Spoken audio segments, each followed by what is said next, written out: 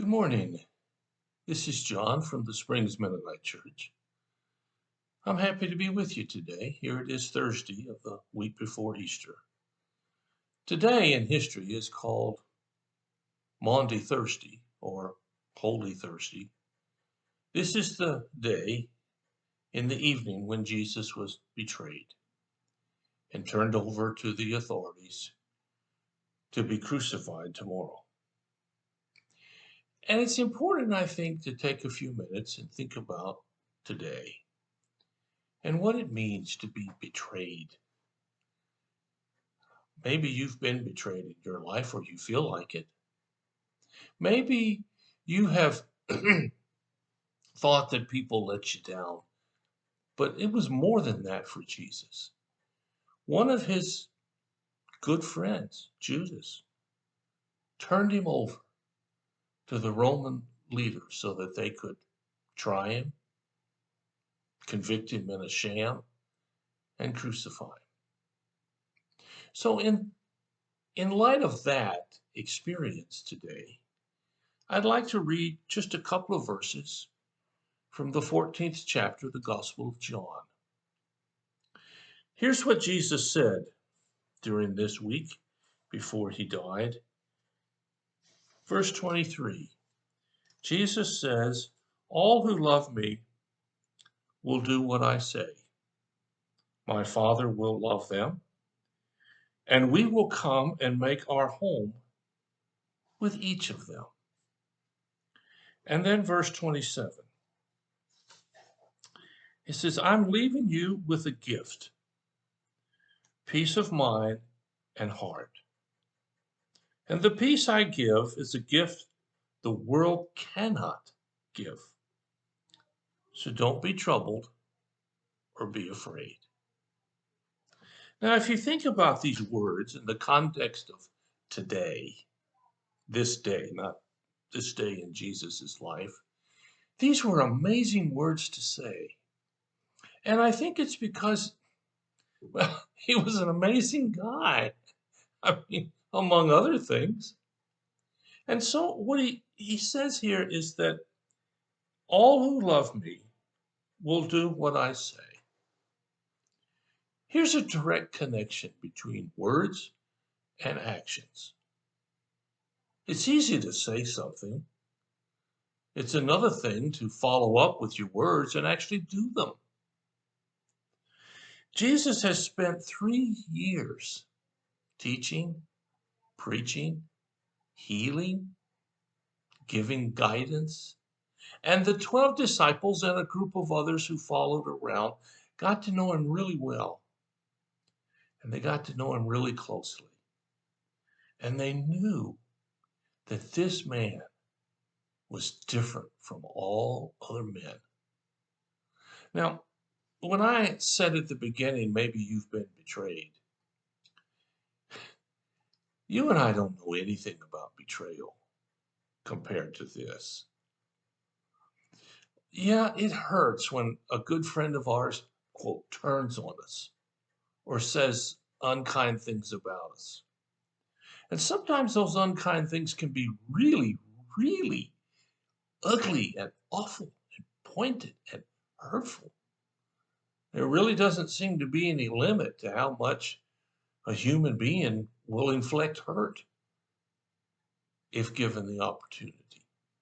And if you've been on the receiving end of that, I certainly understand why you would want to react in anger and be disgusted.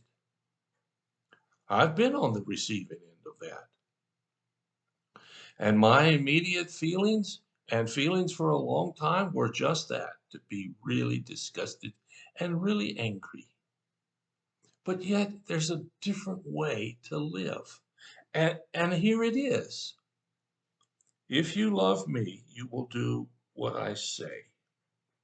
Well, what did Jesus say about this kind of a thing? He said to forgive us. He said to love those who don't love you. He said to walk in kindness and graciousness and to treat people with more respect than you could ever dream of. Jesus was all about not hurting people. And he says, if you love me, you'll do what I say.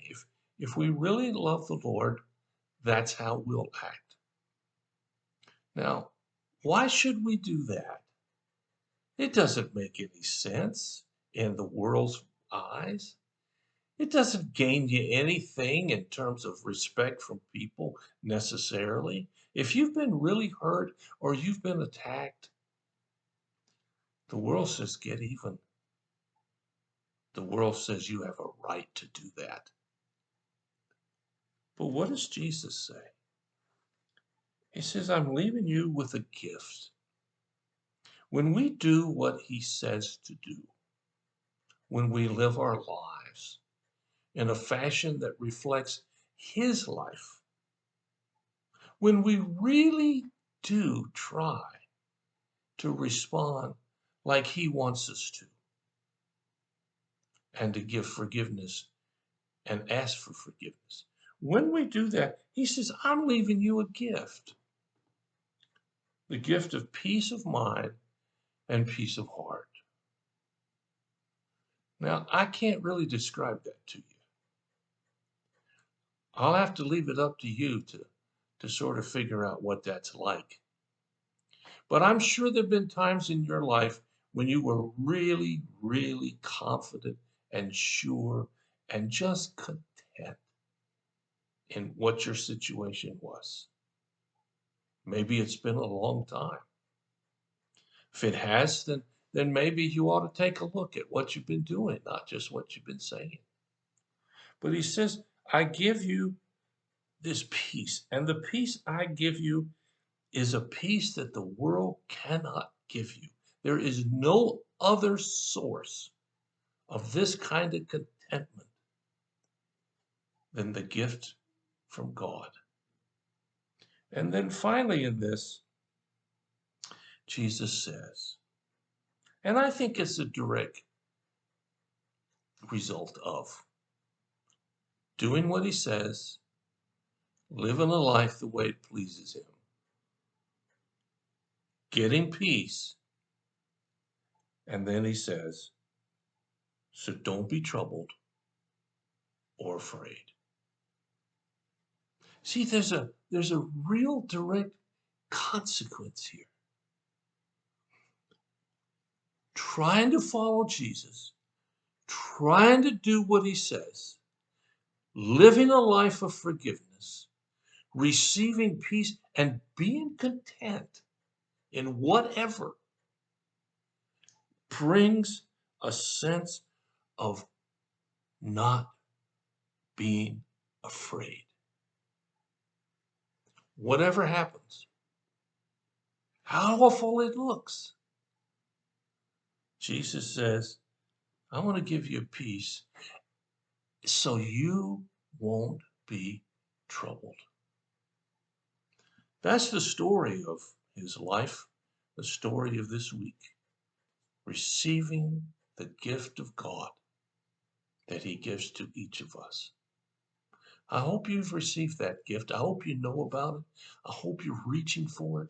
I hope you're searching for it. And I hope that your life reflects it. Thanks so much for listening. I'll be back tomorrow. Finish out this week. If you have any needs or concerns, please let us know. We'll do everything we can as fast as we can to help meet your need. God bless you. I'll talk to you again.